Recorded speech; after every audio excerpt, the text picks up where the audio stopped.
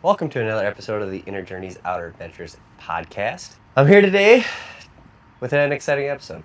A lot of talk on the internet if you were searching for diets or weight loss or gaining muscle or bulking up about calories in versus calories out and what that actually means. So if you're looking to change the way you look in your body, whether it's less or more, you need to understand what the calorie equation is. So calories in is obviously how much you eat, how much you're taking in, how much you're drinking in calories. Calories out is how much you expend on a daily basis. So what your body just naturally burns to stay alive, and then what you do on top of that, whether it's walking, exercising, lifting weights, biking, cycling, swimming, anything like that, or running. All of those is the equation of calories in, calories out. So we have to understand what that means in order to change how our body looks. So if we understand this equation, we understand how much we are actually taking in, how much we're actually expending, going out, then we can really have a good influence on the way that we look. And if we focus on the calories in side of things, we're focusing in on what food we're eating, how much of it we're eating. We're focusing on how much we're drinking as well, because a lot of drinks have calories in them. And so if you are focused on what all that is, what it all adds up to, for weight loss, you're probably going to want to be in a deficit. So what a deficit means is you're taking in less calories than you are expending out. So if you know that you've been at the same weight for a while, 3 to 6 months, if you are taking in that amount of calories and your body weight hasn't changed at all, how you look hasn't changed at all, then you know you're at a balance of calories in and calories out. So that way we need to drop some calories to lose some weight. So if we go 100, 200 calories less, we'll have a smooth, steady weight loss, and it won't be very difficult for you to do. It'll take time, so it'll take probably over 3 months, maybe 6 months, maybe a year of that small of a deficit to get a change that you want, whether that's like 10 pounds, 20 pounds, 30 pounds. We have to expand our time horizon depending on how far we want to go with our weight loss. And we want to make sure we're keeping protein high, so that way we're not losing muscle, we're losing fat primarily. I've talked about that before. And then we want to look at like, what are the foods that are going to fill me up so I don't feel like I'm lacking? Because that's the worst thing that can happen when you're going for fat loss or weight loss diet, is we focus on all these things that we can't have, and we feel hungry all the time, and we feel like we're being deprived. We want to avoid that feeling. We want to avoid that mindset. So we want to focus on all the food that we can have and all the food that will fill us up and make us feel like we're not hungry anymore.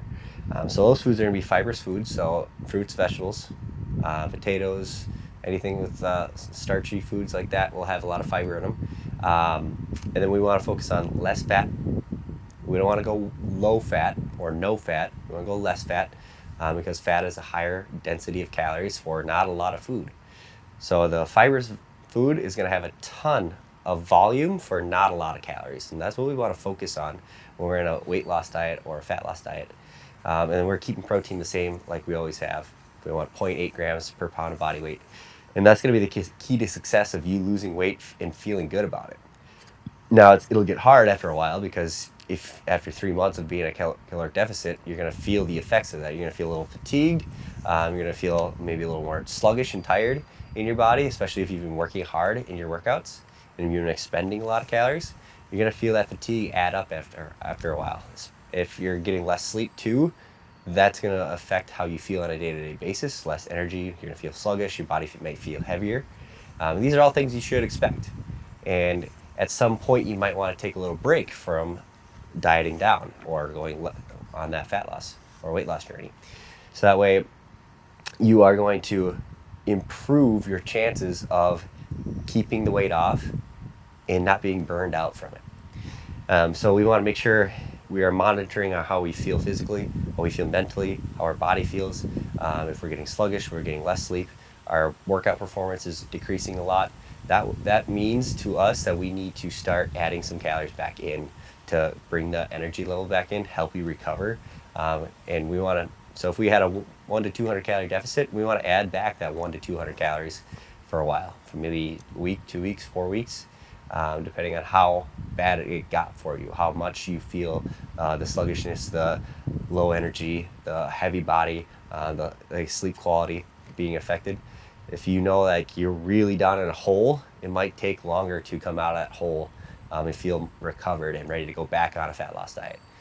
Because you can't just be on a diet forever, because it's eventually going to balance out, or you're going to get so tired and fatigued and craving so much other food that you're just going to say screw it and rebound and gain a lot of weight back because you're eating a lot more calories because you went too long on your diet for that. So those are all things we want to monitor with that calories in, calories out equation. So we're making sure the calories in is all those things that we talked about. We talked about fibrous foods. We talked about lower fat, not no fat, but lower amount of fat total. So we're looking at leaner meats. We're looking at not as much butter or oil that we're using when we're cooking. Not as much like nut butters or nuts if you've been utilizing that.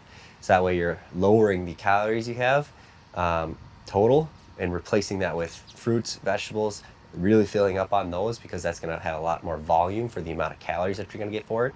So you're going to feel more full in your stomach when you're doing that.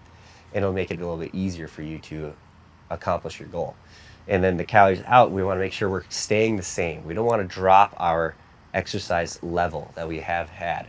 If anything, we could increase that level by either walking more, hitting 10,000 steps a day, staying on the same exercise routine. If you've been working out 3 days a week, stay working out 3 days a week, or maybe add a 4th day in. Slightly increasing that energy expenditure, that calories out, is going to help you in that fat loss phase of your diet, and you could actually keep some food in your diet instead of going really low on the food and low on the exercise. You could go higher on food, higher in calories out. So that's the equation that we're looking at with that calories in, calories out, is we could go super high calories out. So we're moving a lot, we're running every single day, we're lifting every single day, so we're doing like 2 workouts a day, and we're eating like next to no food.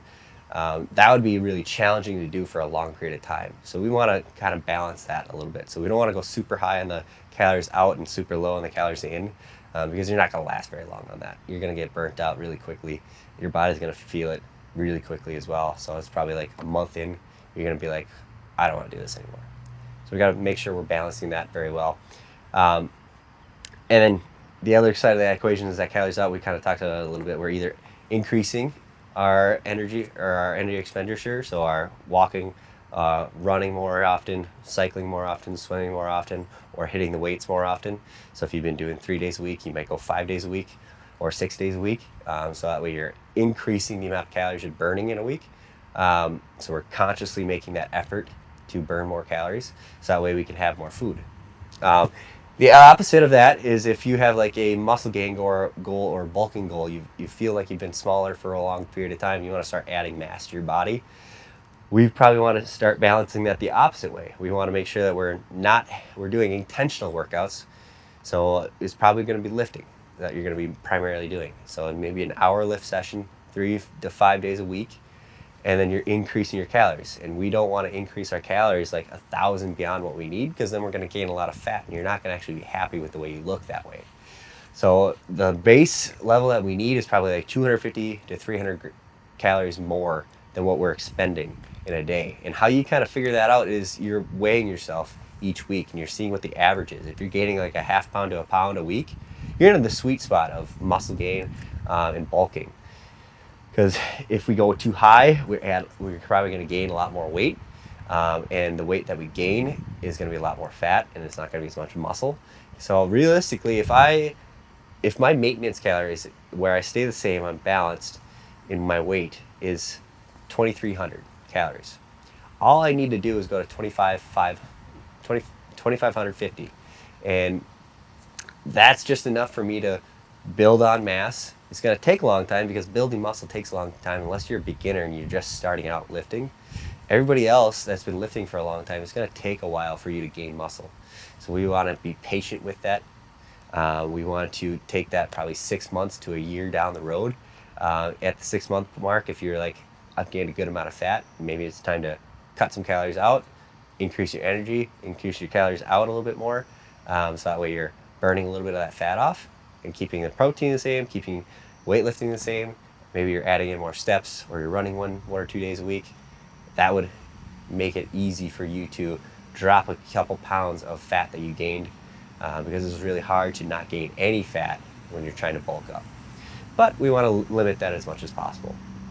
And then the what you eat really matters for both of these, because we want to have a lot of whole foods, a lot of healthy, nutritious foods, because that's going to help keep your immune system up. It's going to help you feel better on a day-to-day basis as well, because you could have high protein diet and you could eat fast food and candy all day long, whether it is a fat loss or a bulking diet.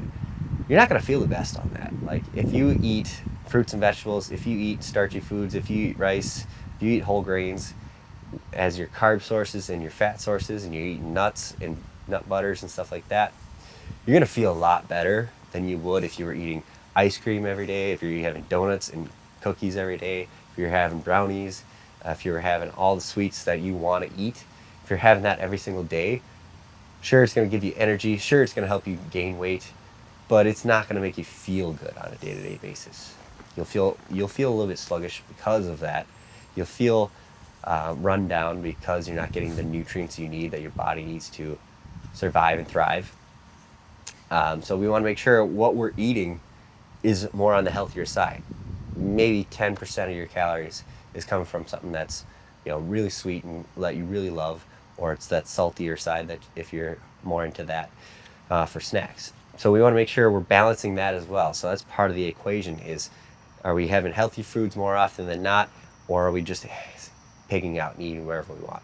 Because that's where you can get in trouble with gaining a lot of fat and not being able to lose weight, because you are going too much to the unhealthy side of the foods that are available for us today. So you want to make sure in the food that you're eating, in the calories in, most of it's stacked up as fruits and vegetables, fibrous foods, high protein, leaner meats, good quality meat you can get for a good price is what we're looking at. And we want to have some fish in there too, because that's always good fats for us, for our joints, for our brain, for our heart. So we want to make sure we're balancing the other side of the calories in, which is the healthy foods that we should be taking in. So that's kind of my rant on calories in, calories out. And I hope that helps you understand the equation better, and it understands how you can utilize that for yourself to go in and change your body, change how you look, change how you feel, and be happier with who you are, with what you've done as well. So thanks for listening to this episode of the Inner Journeys Outer Adventures podcast.